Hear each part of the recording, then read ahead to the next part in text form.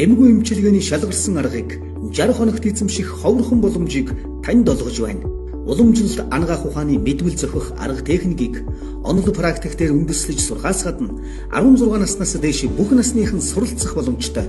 Улсын хэмжээнд болон олон улсад хүлээн зөвшөөрөгдсөн албан ёсны бүртгэлтэй мэрэгжлийн үнэмлэх сертификат олгодгоорон давуу талтай. Манай хаяг Баянгол дүүрэг Гандангаас Гисэр сүм рүү уруудах зам дагуу байрлаж байна. Харилцах утас 80 тэг 5 тэг 6 9963 5917. Бүгдээрээ сайн байна уу? Манай түрээ тоолоо маань жаахан эвгүй болчихсон байгаа. Тийм учраас та бүхнээсээ хөлцөл өчье. Тухгүй санагдах юм бол сөрөг комент бичлгүй зүгээр л сонсгоо зогсоочгороо гэж хэлье. Хүн хоорондын харилцаанд итгэлцэл гэдэг зүйл бол маш чухал үүрэгтэй байдаг. Гэхдээ одоо итгэл гэдэг зүйлийн өмнө заавал одоо нэг байх ёстой юм бол мэдээж одоо болгоомжлол.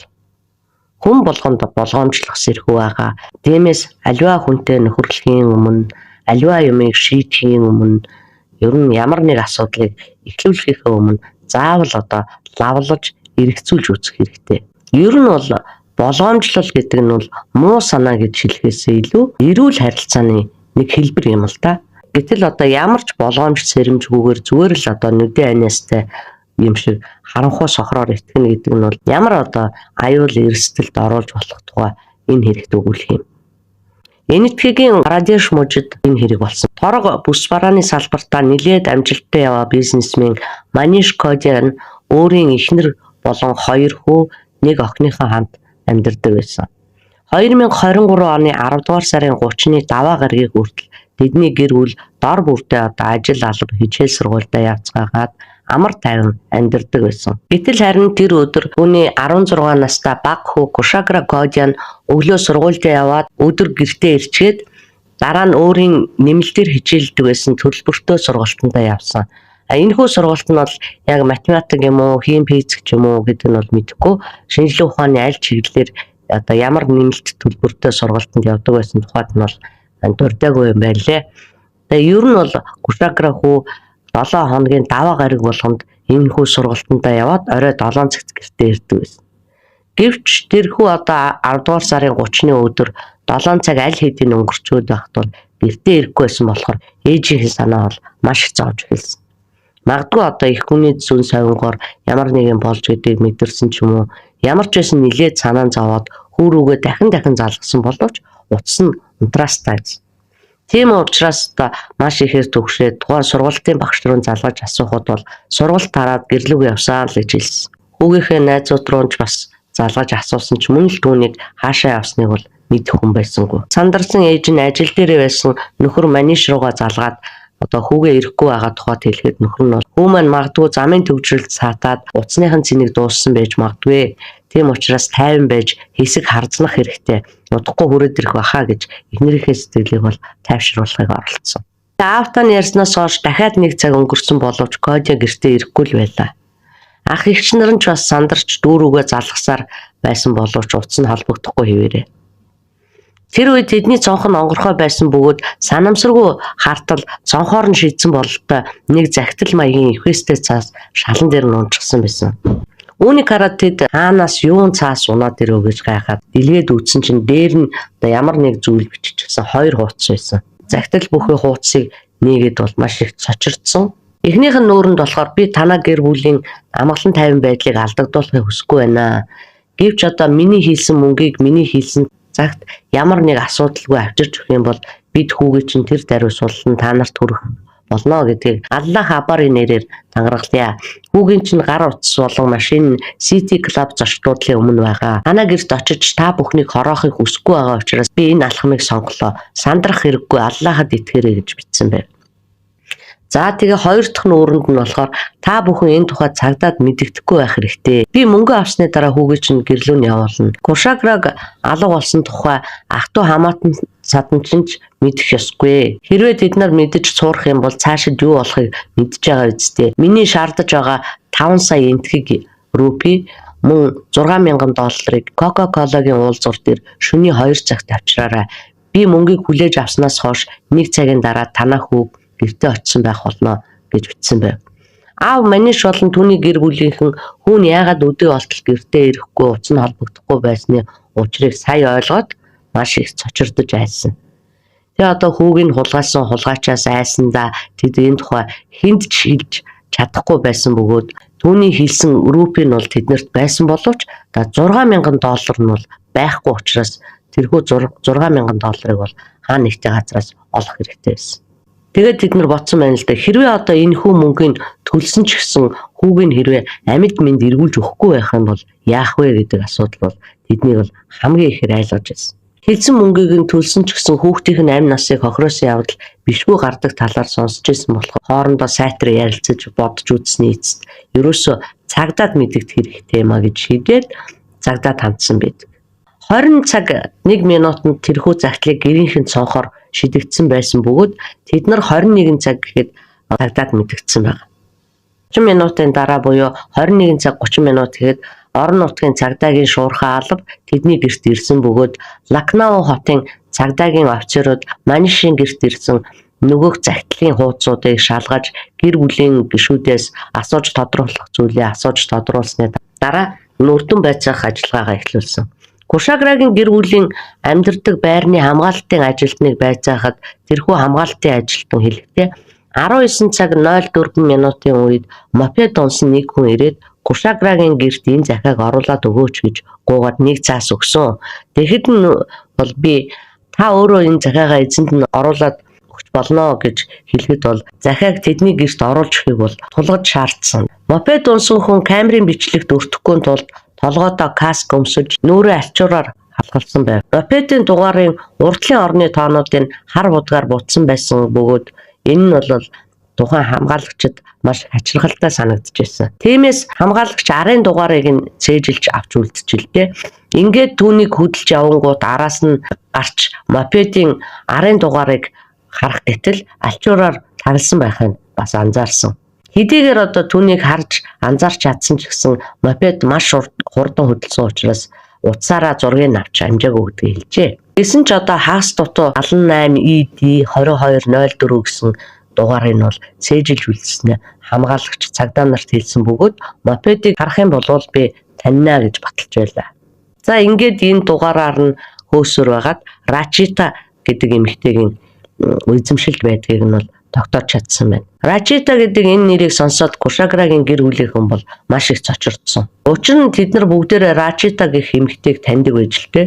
Ямар учиртай эмэгтэй юм бэ гэхлээр зэрэг Кушаграгийн явдаг нөгөөх төлбөртэй сургалтынх нь багш байсан юм байна. Кушаграгийн гэр бүлийнхэн энэ хэрэгт Рачитагийн аав ахын сэжгэлж байсан. Ингээд цагдаа нарын зөвлснөөр Маниш хүүгийнхээ багш Рачитагийн гэрт очиж нөгөөх мопедын талаар санамсаргүй байдлаар асуухад Рачита тухайн мопедыг найз Патын гадаа байгаа гэдгийг нь хэлсэн. Тэгээд Патент очиход мопед тэнд байжсэн бөгөөд тэр маш их залжнаар тухайн асуудлыг өөрөөсөө зайлуулахын тулд би тийм зүйл мэдэхгүй. Гэхдээ Кушаграг хайж олоход би та нарт туслахад бэлэн байна гэж найрсгаар хэлжсэн. Ингээд цагдаа нар мөрлөх туслалцуулах нэрийдлэр Пат болон Рачита нарыг цагдаагийн газар авчирч шууд баривчилсан байна. Цагдаа нар энэ үйл явцыг нэлээд ухаалгаар хийсэн учраас Патч тэр Рачитач тэр юу болоод байгааг нь ерөөсөй ойлгоогүй. Тэдний хэлснээр л дагаж яваад одоо баривчлагдсан. Сургалтын төвийн камерын бичлэгийг нь шалгаж үзсэн. Магадгүй эндээс л одоо захидлын эзнийг олно байх гэж найдаж байсан. Уг бичлэгт Кушагра сургалтын төвөөс яг цагтаа гарч байх бичлэг нь үлдсэн байсан бөгөөд өөр нэг бичлэгт гэртээ харих замаараа биш харин огт өөр замаар ороод явж байх нь харагджээ.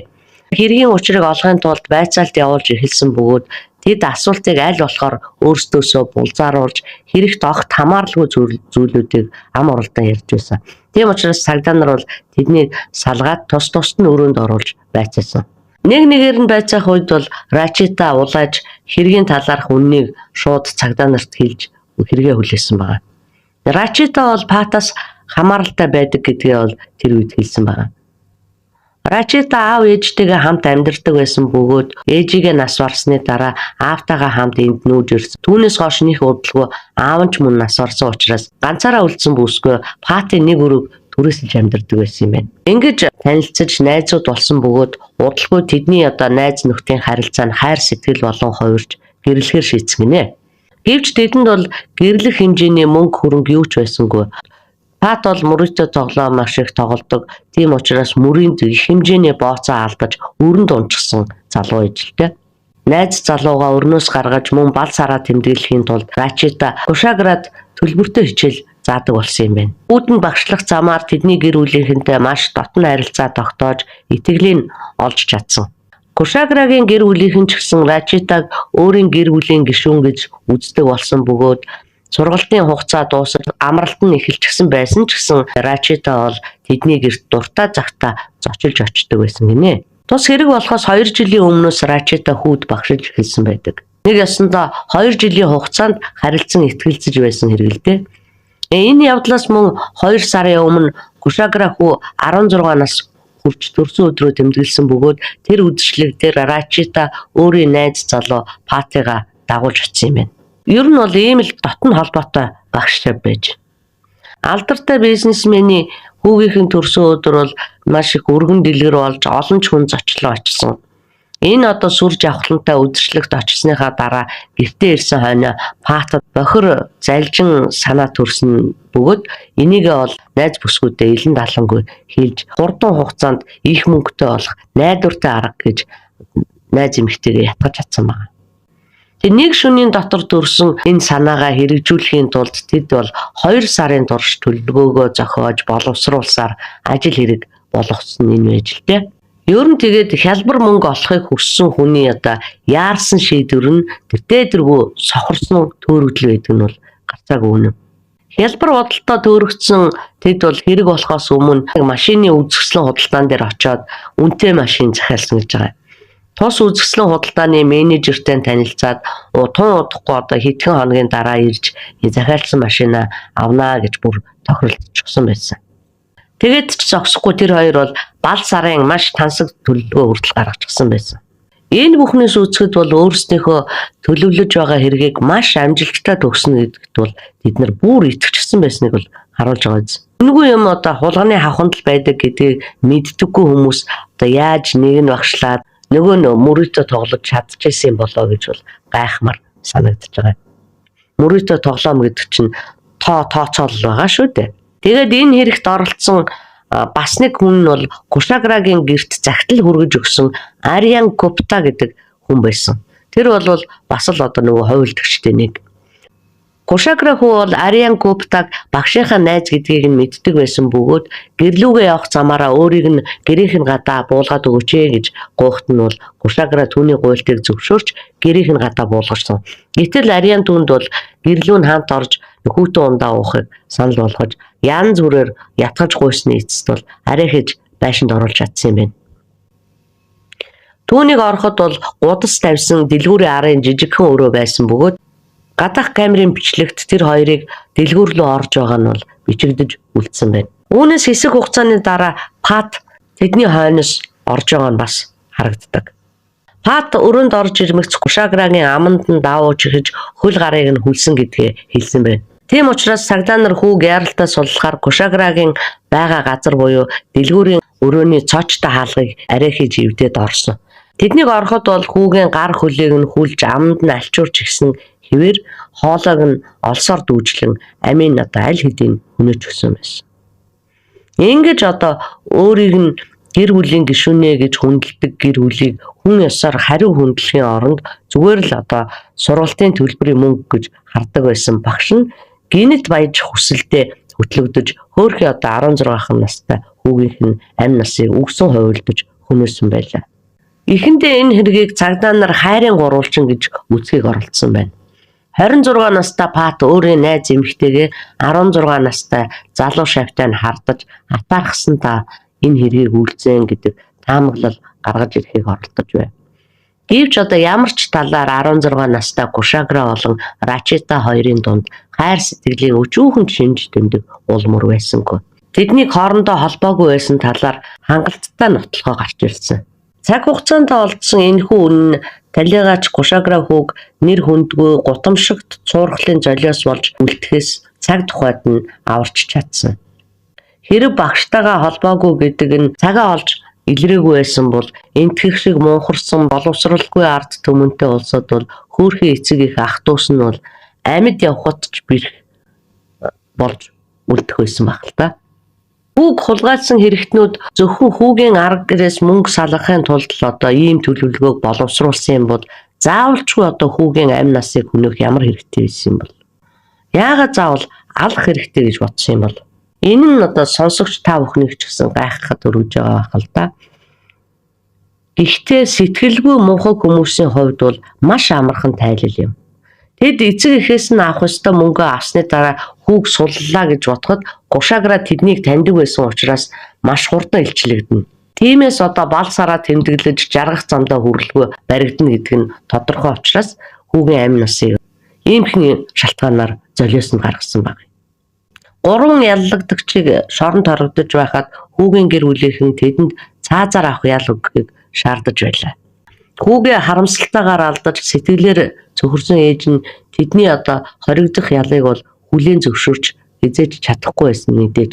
Эцсийн эцэст хамгийн одоо харамсалтай үнэн нь бол хүүгийнх нь багш төдий удам судар зан арын шингийн сайн мэдхгүй харилцааныхын дунд олон жилийн нөхрөл итгэлцлийн түүх байхгүй тийм эмэгтэйг өөрийнхөө охин шиг бодож одоо итгэлцлийн орон зайг хэтрүүлэн үнэлснийхээ улмаас одоо хайрын сайхан хүүгээ алдахад хүрсэн нь бол үнэхээр харамсалтай бөгөөд үнэн явдал юм.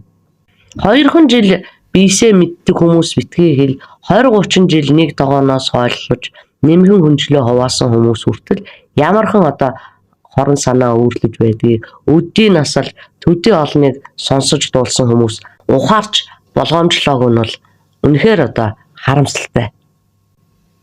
Ер нь миний бодоход бол гинтхэн дотсонцоод гинтхэн налсгээд ирсэн хүмүүс бол цаанаа л нэг яваргүй эвгүй байдаг гэдгийг энэ хэрэгээс улбаалan сонсогч та бүхэндээ сануулахад илүүдэхгүй зэ. Миний зүгээс бол энэхүү харамсалтай хэргийг бол ингэж л харж байна. Та бүхний хувьд одоо үүнийг сонсоод ямар санаа бодол төрж байгаагаа комент хэсэгт бичиж үлдээгээрэй. Сувгийг маань байнга сонсдог олон сонсогчдоо маш их баярлж байдаг. Дахин хэлье. Санаа бодлоо хуваалцаж байгаарай. Баярлалаа. Баяртай.